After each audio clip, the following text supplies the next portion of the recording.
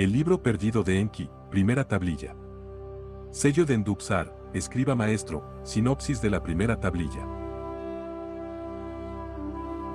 Lamentación sobre la desolación de Sumer, como huyeron los dioses de sus ciudades a medida que se extendía la nube nuclear.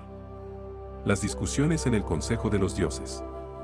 La fatídica decisión de liberar las armas de terror. El origen de los dioses y las armas terribles en Nibiru. Las guerras norte-sur de Nibiru, unificación y normas dinásticas. Ubicación de Nibiru en el sistema solar. La evanescente atmósfera provoca cambios climáticos. Los esfuerzos por obtener oro para evitar el debilitamiento de la atmósfera. Alalu, un usurpador, utiliza armas nucleares para agitar los gases volcánicos. Anu, heredero dinástico, depone a Alalu. Alalu roba una nave espacial y escapa de Nibiru. Representaciones de Nibiru como planeta radiante. La primera tablilla, palabras del señor Enki, primogénito de Anu, que reina en Nibiru. Con pesar en el espíritu, profiero los lamentos, lamentos amargos que llenan mi corazón. Cuán desolada está la tierra, sus gentes entregadas al viento maligno, sus establos abandonados, sus rediles vacíos. Cuán desoladas están las ciudades, sus gentes amontonadas como cadáveres yertos, afligidas por el viento maligno. Cuán desolados están los campos, marchita la vegetación, alcanzada por el viento maligno. Cuán desolados están los ríos, ya nada vive en ellos, aguas puras y centelleantes convertidas en veneno. De sus gentes de negra cabeza, Sumer está vacía, se ha ido toda vida, de sus vacas y sus ovejas, Sumer está vacía, callado quedó el murmullo de la leche batida. En sus gloriosas ciudades, solo ulula el viento, la muerte es el único olor. Los templos, cuyas cúspides alcanzaban el cielo, por sus dioses han sido abandonados. No hay dominio de señorío ni de realeza, cetro y tiara han desaparecido. En las riberas de los dos grandes ríos, en otro tiempo exuberantes y llenos de vida, solo crecen las malas hierbas. Nadie recorre sus calzadas, nadie busca los caminos, la floreciente Sumer es como un desierto abandonado. Cuán desolada está la tierra, hogar de dioses y hombres. En esa tierra cayó la calamidad, una calamidad desconocida para el hombre. Una calamidad que la humanidad nunca antes había visto, una calamidad que no se puede detener. En todas las tierras, desde el oeste hasta el este, se posó una mano de quebranto y de terror. Los dioses, en sus ciudades, estaban tan indefensos como los hombres. Un viento maligno, una tormenta nacida en una distante llanura, una gran calamidad forjada en su sendero. Un viento portador de muerte nacido en el oeste se encaminó hacia el este, establecido su curso por el lado. Una devoradora tormenta como el diluvio, de viento y no de agua destructora, de aire envenenado, no de olas, abrumadora. Por el lado, que no por el destino, se engendró, los grandes dioses, en su consejo, la gran calamidad han provocado. En Lilin y Narsak lo permitieron, solo yo estuve suplicando para que se contuvieran. Día y noche, por aceptar lo que los cielos decretan, argumenté, pero en vano. Ninurta, el hijo guerrero de Enlil, y Nergal, mi propio hijo, liberaron las venenosas armas en la gran llanura. No sabíamos que un viento maligno seguiría al resplandor, lloran ellos ahora en su angustia. ¿Quién podía predecir que la tormenta portadora de muerte, nacida en el oeste, tomaría su curso hacia el este? Se lamentan los dioses ahora. En sus ciudades sagradas, permanecieron los dioses, sin creer que el viento maligno tomaría su ruta hacia Sumer. Uno tras otro, los dioses huyeron de sus ciudades, sus templos abandonaron al viento. En mi ciudad, Eridu, no pude hacer nada por detener a la nube venenosa. Huid a campo abierto, di instrucciones a la gente, con Ninki, mi esposa, la ciudad abandoné. En su ciudad, Nippur, lugar del enlace cielo-tierra, Enlil no pudo hacer nada por detenerla. El viento maligno se abalanzó sobre Nippur. En su nave celestial, Enlil y su esposa partieron apresuradamente. En Yuarar, la ciudad de la realeza de Sumer, Nanar a su padre Enlil imploró ayuda, en el lugar del templo que al cielo en 7 escalones se eleva, Nanar se negó a considerar la mano de lado. Padre mío, tú que me engendraste, gran Dios que Aur, ha concedido la realeza, no dejes entrar al viento maligno, apeló Nanar. Gran Dios que decretas los hados, deja que Ur y sus gentes se libren, tus alabanzas proseguirán, apeló Nanar. Enlil respondió a su hijo Nanar, noble hijo, a tu admirable ciudad concedí la realeza, pero no se le concedió reinado eterno. Toma a tu esposa Ningal y huye de la ciudad. Ni siquiera yo, que decreto los hados, puedo impedir su destino. Así habló Enlil, mi hermano, ay, que no era destino. Desde el diluvio, no había caído una calamidad más grande sobre dioses y terrestres, ay, que no era destino. El gran diluvio estaba destinado a suceder, pero no la gran calamidad de la tormenta portadora de muerte. Por romper una promesa, por una decisión del consejo fue provocada, por las armas de terror fue creada. Por una decisión, que no por destino, se liberaron las armas venenosas, por deliberación se echaron las suertes. Contra Marduk, mi primogénito, dirigieron la destrucción los dos hijos, había venganza en sus corazones. No ha de tomar Marduk el poder, gritó el primogénito de Enlil. Con las armas me opondré a él, dijo Ninurta. De entre el pueblo ha levantado un ejército, para declarar a Babili, ombligo de la tierra, así gritó Nergal, hermano de Marduk. En el consejo de los grandes dioses, palabras malévolas se difundieron. Día y noche levanté mi voz opositora, la paz aconsejé, deplorando las prisas. Por segunda vez, el pueblo había elevado su imagen celeste, ¿por qué oponerse a que continúe?, pregunté implorando. ¿Se han comprobado todos los instrumentos? ¿No había llegado la era de Marduk en los cielos?, inquirí una vez más. Ningisida, mi hijo, otros signos del cielo citó. Su corazón, yo lo sabía, no podía perdonar la injusticia de Marduk contra él. Nanar, a Enlil en la tierra nacido, también fue implacable. Marduk, de mi templo en la ciudad del norte, su propia morada ha hecho. Así dijo. Iskur, el hijo más joven de Enlil, exigió un castigo, en mis tierras, ha hecho prostituirse al pueblo ante él, dijo. Yutu, hijo de Nanar, contra el hijo de Marduk, Nabu, dirigió su ira, intentó tomar el lugar de los carros celestiales. Inanna, gemela de Yutu, estaba fuera de sí, seguía exigiendo el castigo de Marduk por el asesinato de su amado Dumuzi. Ninarsak, madre de dioses y hombres, desvió la mirada. ¿Por qué no está Marduk aquí?, dijo simplemente. Gibil, mi propio hijo, replicó pesimista, Marduk ha desestimado todos los ruegos, por las señales del cielo reclama su supremacía. Solo por las armas será detenido Marduk, gritó Ninurta, primogénito de Enlil. Utu estaba preocupado por la protección del lugar de los carros celestiales, no debe caer en manos de Marduk. Así dijo. Nergal, señor de los dominios inferiores, exigía ferozmente que se utilicen las antiguas armas de terror para arrasar. A mi propio hijo miré sin podérmelo creer, para hermano contra hermano las armas de terror se abjuraron. En lugar de común acuerdo, hubo silencio. En el silencio, Enlil abrió la boca, debe haber un castigo, como pájaros sin alas quedarán los malhechores, Marduk y Nabu, de nuestro patrimonio nos están privando, hay que privarles del lugar de los carros celestiales. Que se calcine el lugar hasta el olvido, gritó Ninurta, dejadme ser el que calcina. Excitado, Nergal se puso en pie y gritó, que las ciudades de los malhechores también sean destruidas, dejadme arrasar las ciudades pecadoras, dejad que a partir de hoy mi nombre sea el aniquilador. Los terrestres, por nosotros creados, no deben ser dañados, los justos con los pecadores no deben perecer, dije enérgicamente. Ninarsak, la compañera que me ayudó a crearlos, estaba de acuerdo, la cuestión solamente se ha de resolver entre los dioses, el pueblo no debe ser dañado. Anu, desde la morada celestial, estaba prestando atención a las discusiones.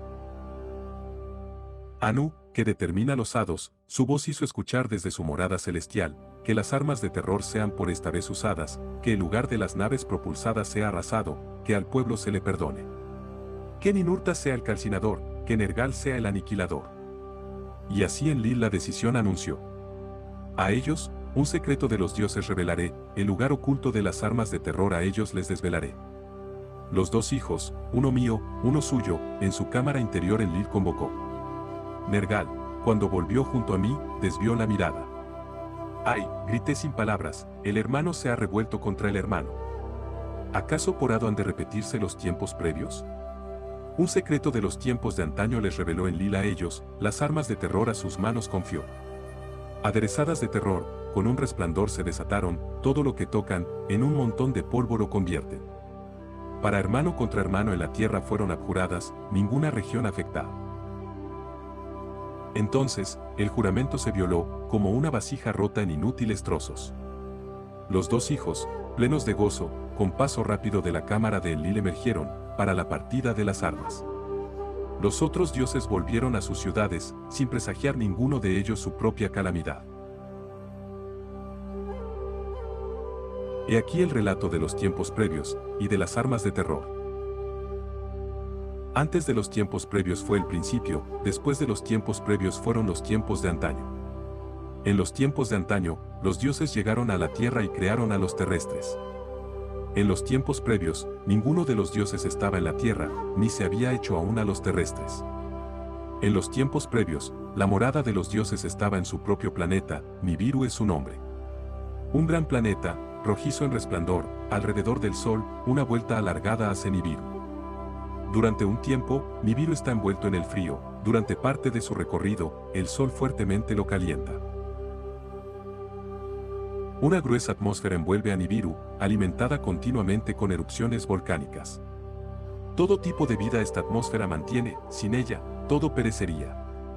En el periodo frío, conserva en el planeta el calor interno de Nibiru, como un cálido abrigo que se renueva constantemente. En el periodo cálido, protege a Nibiru de los abrasadores rayos del sol en su mitad, las lluvias aguantan y liberan, dando altura a lagos y ríos. Una exuberante vegetación alimenta y protege nuestra atmósfera, hace brotar todo tipo de vida en las aguas y en la tierra. Después de eones de tiempo, brotó nuestra propia especie, por nuestra propia esencia una simiente eterna para procrear. A medida que nuestro número crecía, nuestros ancestros se extendieron a muchas regiones de Nibiru. Algunos cultivaron la tierra, a criaturas de 4 patas apacentaban. Unos vivían en las montañas, otros hicieron su hogar en los valles. Hubo rivalidades, tuvieron lugar usurpaciones, hubo conflictos, y los palos se convirtieron en armas. Los clanes se reunieron en tribus, y luego 2 grandes naciones se enfrentaron entre sí. La nación del norte contra la nación del sur tomó las armas. Lo que sostenía la mano para lanzar proyectiles se trocó, armas de estruendo y resplandor incrementaron el terror. Una guerra, larga y feroz, devoró al planeta, hermano luchó contra hermano. Hubo muerte y destrucción, tanto en el norte como en el sur. Durante muchas vueltas, la desolación reinó en las tierras, toda vida fue diezmada. Después, se declaró una tregua, y más tarde se hizo la paz. Que las naciones se unan, se dijeron los emisarios entre sí, que haya un trono en Nibiru, un rey que reine sobre todos. Que haya un líder del norte o del sur elegido a suertes, un rey supremo ha de ser. Si fuera del norte, que el sur elija a una mujer para que sea su esposa, en igualdad como reina, para reinar juntos. Si por suertes fuera elegido un hombre del sur, que una mujer del norte sea su esposa. Que sean marido y mujer, para hacerse una sola carne. Que su hijo primogénito sea el sucesor, que una dinastía unificada sea así formada, para establecer la unidad de Nibiru para siempre. En medio de las ruinas se inició la paz. Norte y sur por matrimonio se unieron. El trono real en una carne combinada, una sucesión no interrumpida de realeza establecida. El primer rey después de la paz fue hecho, un guerrero del norte fue, un poderoso comandante. Por suertes, veraz y justo, fue el elegido, fueron aceptados sus decretos en la unidad. Para morada suya, construyó una espléndida ciudad, Agadé, que significa, unidad, fue su nombre. Para su reinado, un título real le fue concedido, Anfue, el celestial fue su significado. Con brazo fuerte, restableció el orden en las tierras, decretó leyes y regulaciones. Designó gobernadores para cada tierra, la restauración y el cultivo fue su principal tarea. De él, en los anales reales, así se registró, An unificó las tierras, la paz en Nibiru restauró. Construyó una nueva ciudad, los canales reparó, proveyó alimento para el pueblo, hubo abundancia en las tierras. Por esposa suya, el sur, eligió una doncella, dotada tanto para el amor como para la contienda. An-Tu fue su título real, la líder que es esposa de An, significaba ingeniosamente el nombre dado. Le dio a An 3 hijos y ninguna hija. Al primogénito, ella le puso el nombre de An-Ki, por An un sólido fundamento era su significado. Solo en el trono estuvo él sentado, una esposa a elegir fue 2 veces pospuesta. En su reinado, las concubinas iban al palacio, un hijo a él no le nació. La dinastía así iniciada se interrumpió con la muerte de Anki, en el fundamento, ningún descendiente siguió. El hijo mediano, no el primogénito, heredero legal fue nombrado. Desde su juventud, uno de los 3 hermanos, Aibi, fue llamado amorosamente por su madre. El que está en medio significaba su nombre. En los anales reales, Aibi es nombrado, en realeza celestial, durante generaciones, el que es hijo de An significó su nombre. Sucedió a su padre An en el trono, en suma, fue el tercero en reinar. A la hija de su hermano pequeño eligió por esposa. Ninpib fue llamada, la dama de Aibi. Ninpib le dio un hijo a Anib, el sucesor del trono fue, el cuarto de la cuenta de los reyes. Por el nombre real de An, Shar Gal deseó que se le conociera, príncipe de An, que es el más grande de los príncipes, era el significado. Su esposa, una hermanastra, Shar Gal, fue llamada igualmente. El conocimiento y la comprensión fue su principal ambición, estudió asiduamente los caminos de los cielos. Estudió la gran vuelta de Nibiru, su longitud fijó en un sha. Como un año de Nibiru era la medida, por él los reinados reales serían numerados y registrados. Dividió el Shar en 10 partes, de ese modo declaró 2 festividades. En las proximidades del sol, se celebró una festividad del calor. Cuando Nibiru hacía su morada en la distancia, se decretó la festividad del frío. Sustituyendo a todas las festividades de antaño de tribus y naciones, para unificar al pueblo se establecieron las 2 leyes de marido y mujer, de hijos e hijas, estableció por decreto, proclamó las costumbres de las primeras tribus para todo el país. Desde las guerras, las mujeres superaban en gran número a los hombres. Decretos hizo, un hombre ha de tener más de una mujer por conocer. Por ley, una mujer ha de ser elegida como esposa oficial, primera esposa ha de ser llamada. Por ley, el hijo primogénito era el sucesor de su padre. Por estas leyes, no tardó en llegar la confusión, si el hijo primogénito no era nacido de la primera esposa. Y después nacía un hijo de la primera esposa, convirtiéndose por ley en heredero legal. ¿Quién será el sucesor? Aquel que por la cuenta de Charles nació primero. ¿Aquel nacido de la primera esposa? ¿El hijo primogénito? ¿El heredero legal? ¿Quién heredará? ¿Quién sucederá? En el reinado de Ansargal, Kisargal fue declarada primera esposa.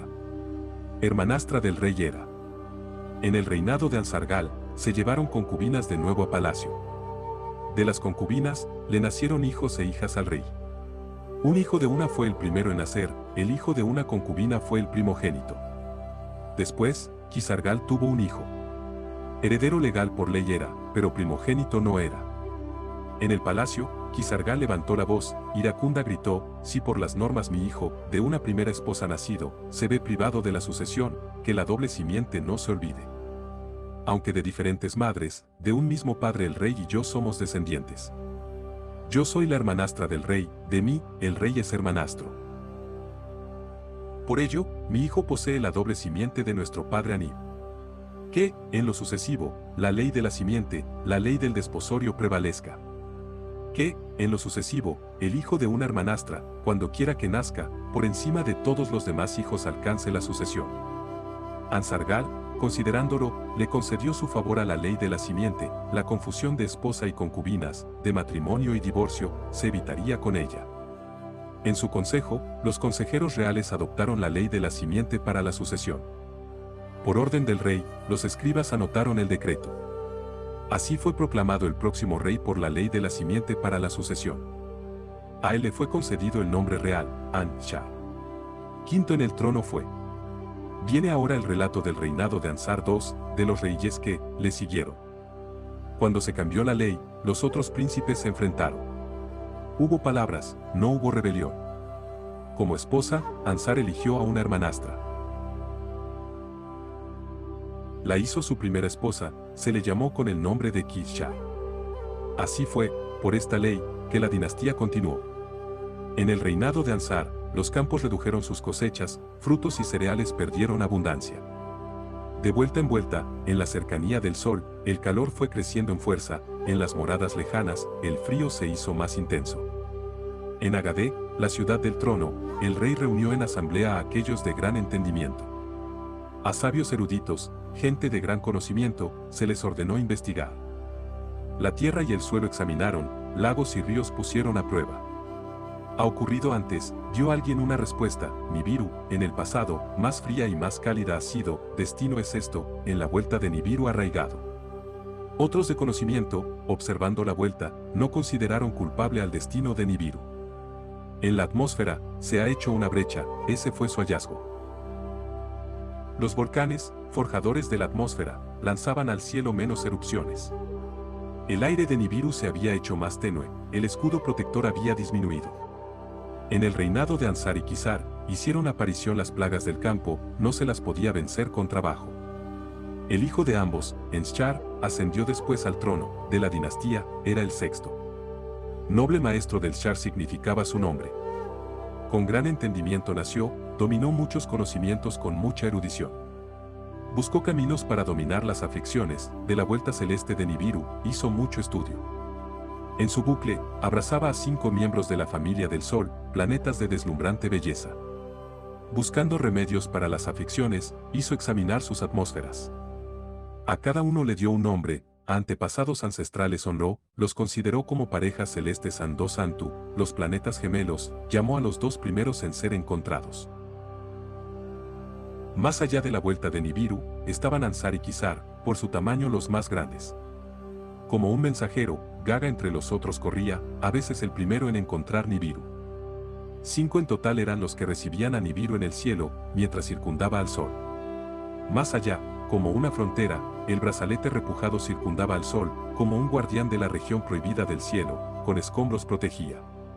Otros hijos del Sol, 4 en número, escudaba de la intrusión el brazalete. Las atmósferas de los 5 primeros, se puso a estudiar Ensar. En su vuelta repetida, en el bucle de Nibiru, se examinaron atentamente los 5. ¿Qué atmósferas poseían? Se examinaron intensamente por observación y con carros celestiales. Los hallazgos fueron sorprendentes, los descubrimientos confusos. De vuelta en vuelta, la atmósfera de Nibiru más brecha sufría. En los consejos de los eruditos, los remedios se debatían con avidez, se consideraron formas de vendar la herida urgentemente. Se intentó un nuevo escudo que envolviera al planeta, todo lo que se lanzó hacia arriba, cayó de vuelta al suelo. En los consejos de los eruditos, se estudiaron las erupciones de los volcanes. La atmósfera se había creado por las erupciones volcánicas, su herida había tenido lugar por la disminución de erupciones. Que con invenciones se potencien nuevas erupciones, que los volcanes escupan de nuevo, estaba diciendo un grupo de sabios. ¿Cómo alcanzar la hazaña? ¿Con qué herramientas conseguir más erupciones? Nadie podía dar cuenta al rey. En el reinado de Ensar, se hizo más grande la brecha en los cielos. Las lluvias se negaban, los vientos soplaban más fuerte, los manantiales de las profundidades no emergían. En las tierras, había una maldición, los pechos de las madres se secaron. En el palacio, había aflicción, había una maldición allí dentro. Como primera esposa, Ensar desposó a una hermanastra, ateniéndose a la ley de la simiente. Nind Shar fue llamada, de los Chars, la dama.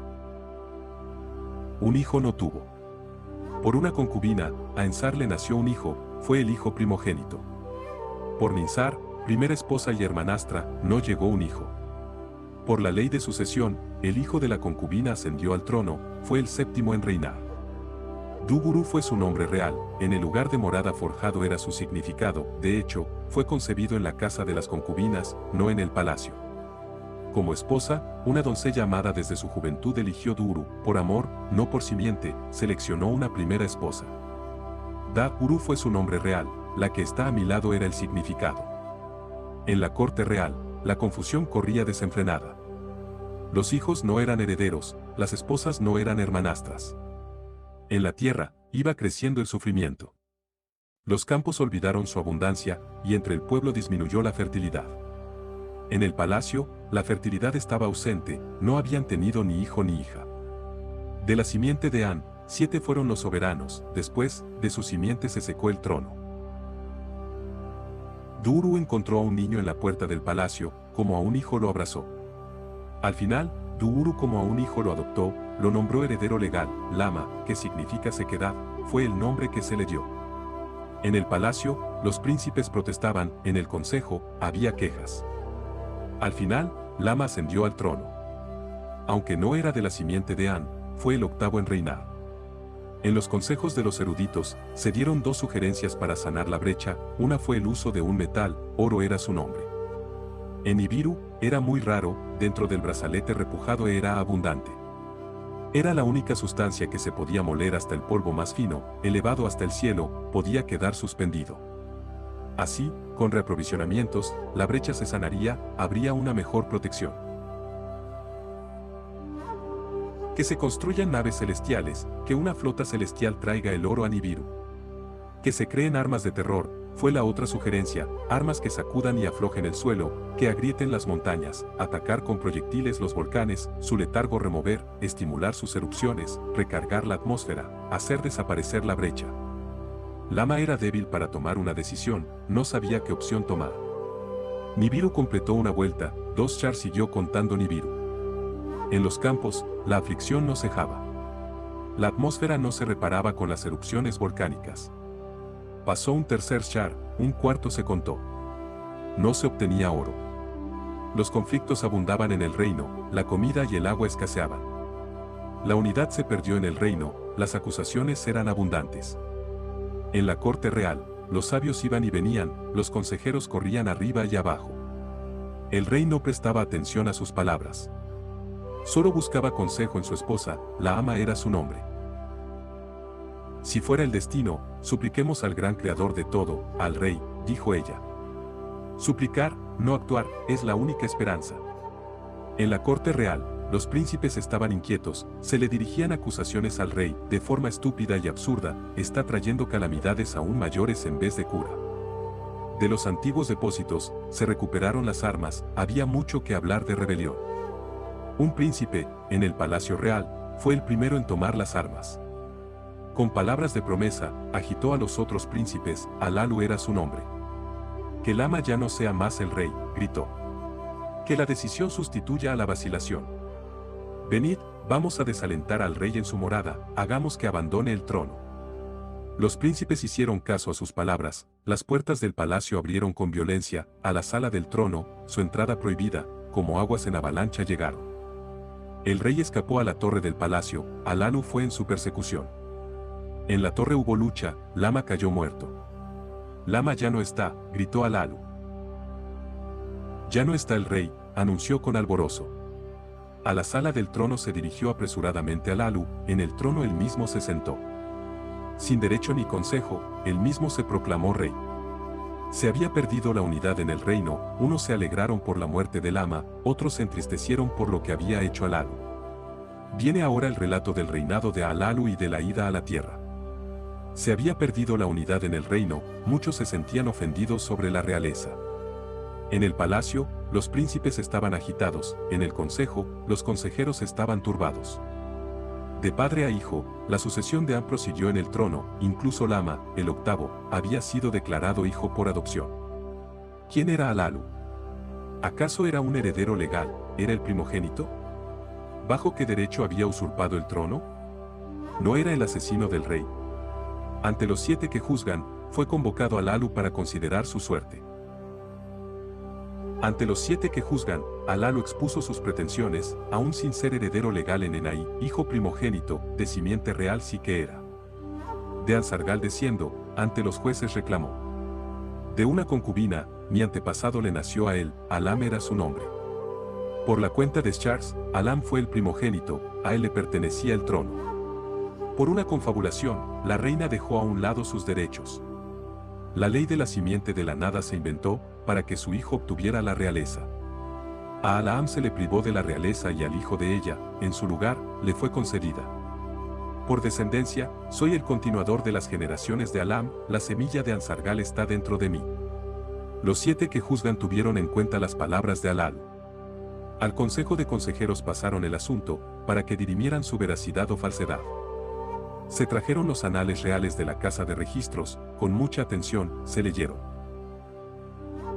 An y Antu, la primera pareja real, estaban, 3 hijos y ninguna hija a ellos les nacieron. El primogénito fue Anki, él murió en el trono, no tuvo descendencia. En su lugar, el hijo mediano ascendió al trono, Anib fue su nombre.